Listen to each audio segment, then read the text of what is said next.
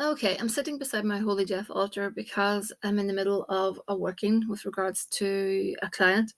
It's a love working, so I'm working with her red image. You could probably call on the white image as well, but I like the red one for love work.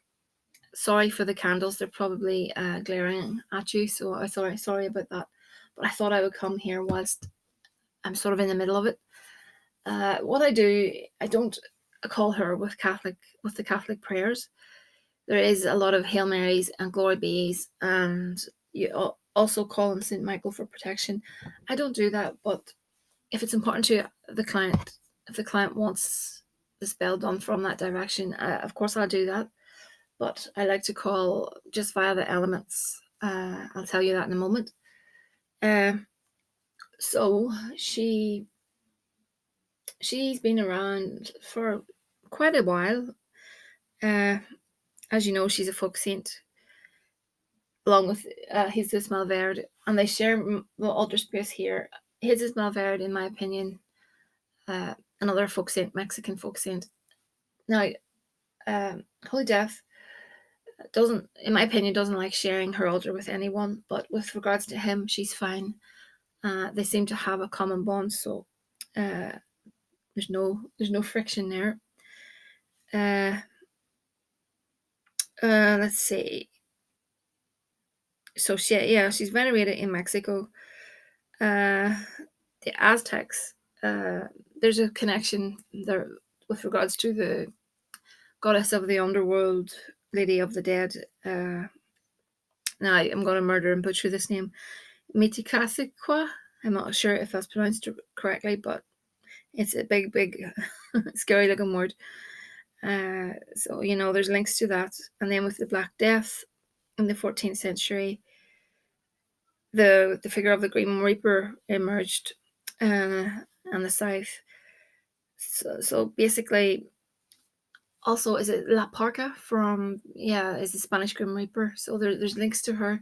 I also heard about a nun who killed herself, uh, and they basically the nun had broken her vows and she got involved with someone and killed herself, and that's why they associate Santisima Muerte with this nun story. But I don't buy into that at all. um, let's see. So she basically opens her arms out to everyone. Uh, in Mexico, with the drug war, a lot of the cartels call on her for protection, keeping them out of jail. Even the police have their little badges sewn onto their arms, with regards to calling on her for protection as well. So I think it was around 2001, the first modern temple honoring her opened in Mexico City for the devotees. I'm trying to think of it. What else? She's known as, there's many little names that she gets: La Flaca, the Bony Lady, Madrina, let's see, Lady Death, Saint Death, Beautiful Girl, White Lady. There's so many names that people have, little pet names. I find her energy is that of it's like more than a mother figure. It's like a grandmother, and she's all about life. She's not about death, in my opinion. Definitely all about life, and her lessons, they may be harsh at times, but she teaches us that life is fleeting and to go and live it in the moment, because death is just fleeting. Because when you look at her, you see the skull, you see the scythe, and that scythe can cut through your life cord at any moment. So getting back to the love spell, she is a strong goddess to work with regards to love matters. So I have the petition, and I normally would just roll the petitions up and put them in a little hand, if you can see that. But this petition is quite detailed, so I just place it around her little arm. And when I'm working with the red form, I bring her forward the altar like so. So I have given her a glass of white wine over here, and I've given her some little cherry liqueur chocolates. There's a few other bits and pieces there as well. So that's what I've offered to her. I'm going to offer her some incense as well. But on completion, she gets the flowers and she'll get more alcohol and more gifts.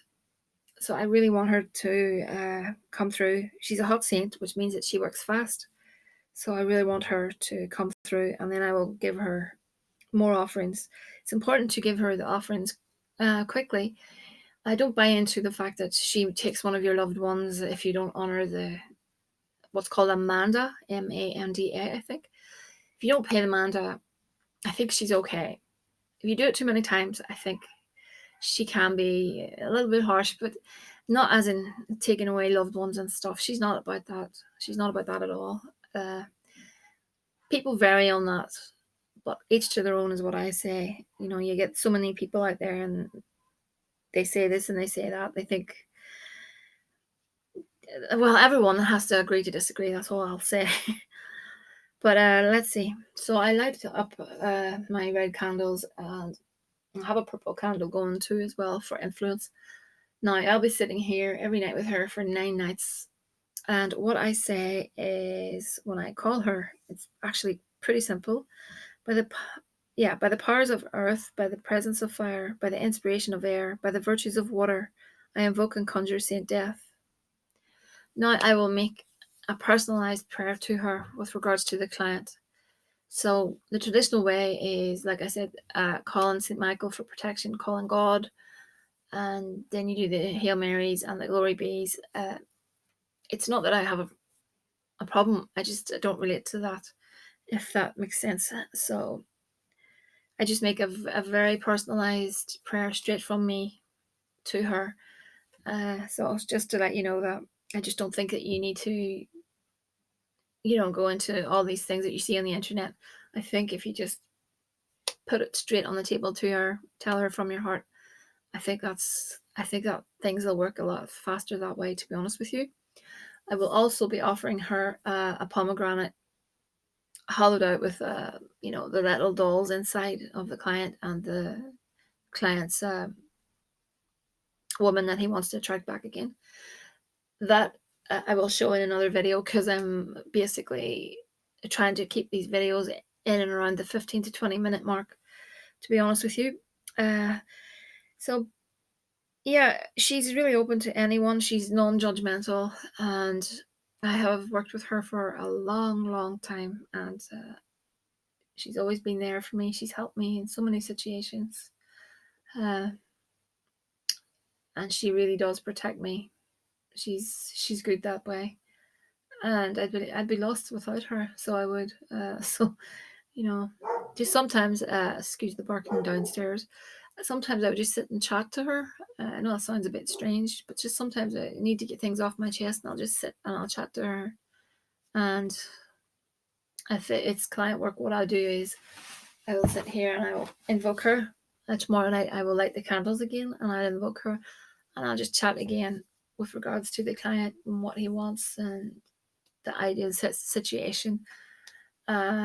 I will ask her to attach herself, and this may sound bizarre, to the cards that I read, to give me an accurate portrayal as to what's happening and what we can expect in the future. So that's it, really, in a nutshell. I need to probably do a video and probe deeper into her origins and more into the Aztec kind of thing, but at the moment I don't have time for that. If you do want to look into that side of things, I recommend Andrew Chestnut's book, Professor Andrew Chestnut. What's it called? Skeleton Saint. Yeah, that's the name of the book. You can learn a lot about her from that book, and he really knows his stuff. Also, if you pop his name into YouTube, there may be a seminar. I'm not sure if it's still there. And there's also an interview he did with Mona Magic. Very interesting. So anyway, I'm going to pull some cards on this situation, but at the moment she's sitting with the petition, and her candles are all lit and her offerings are there. So I'm going to look at some cards and I shall be back.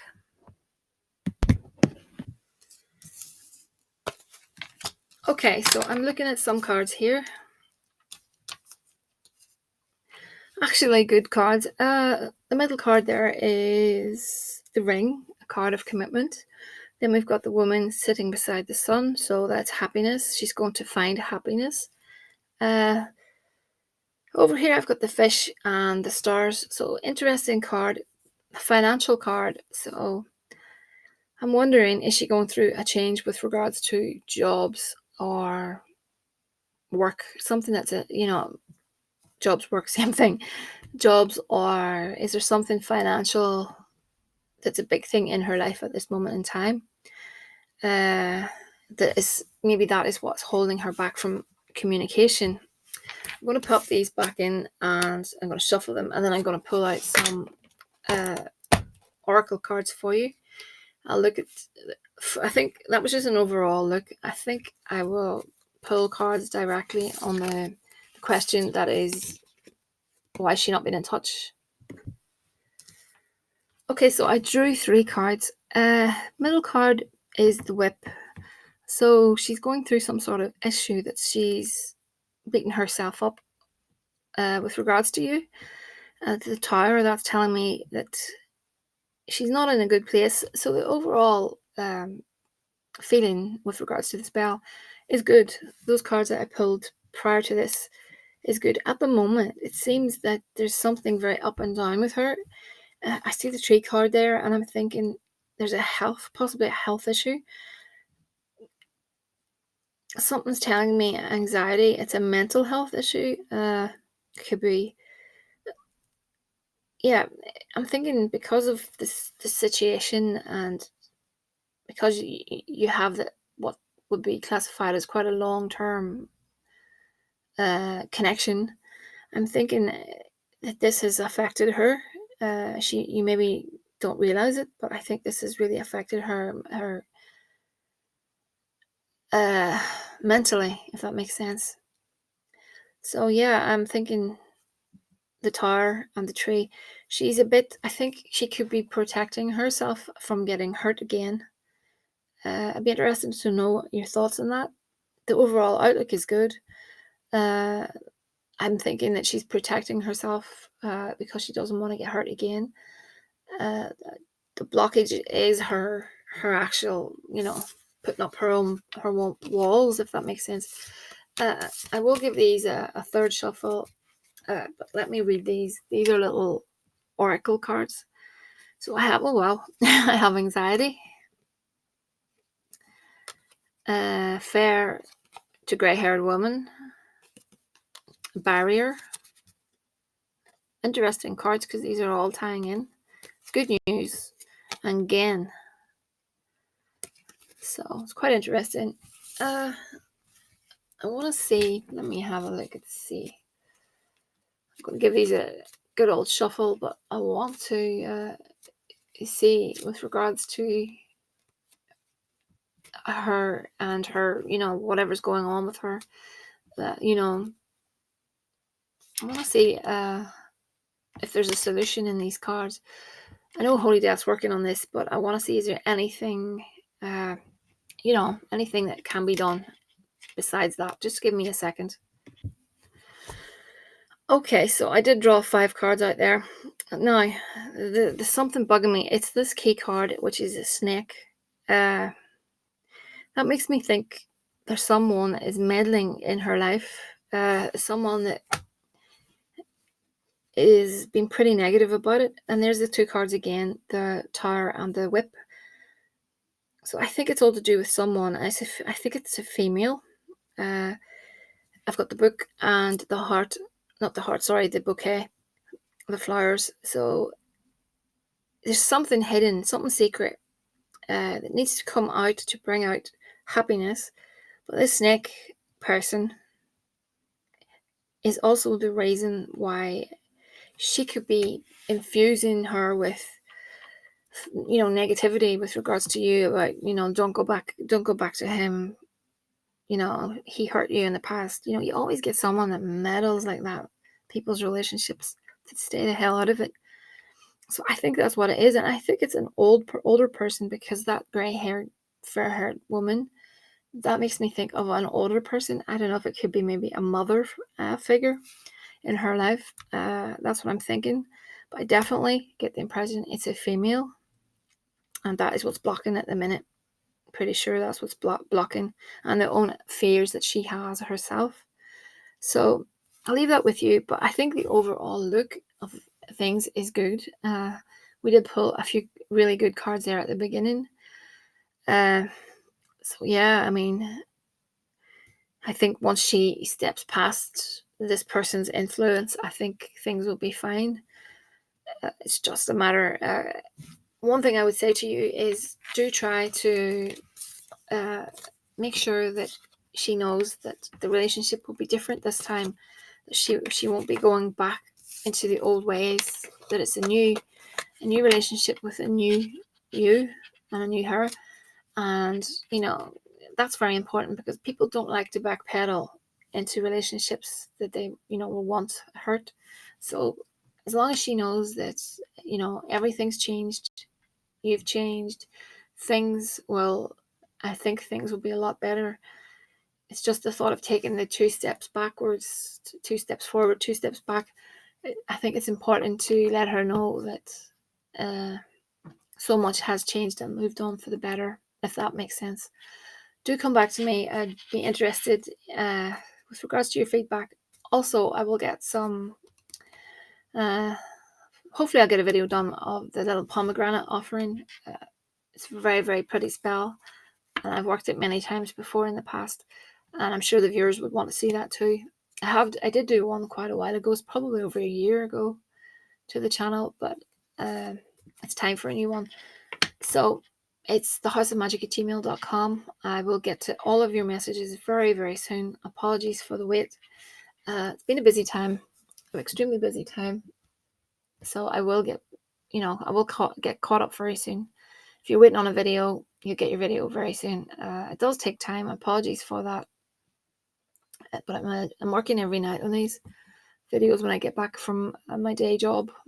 So it's just to let you know, everything is in process. What else was I going to say? I think that's it for now.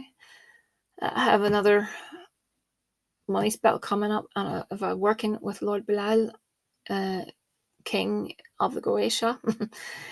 He's a king. I'm sure a lot of you know. He's had quite a popular run this past while on YouTube. So I have a spell with King Bilal.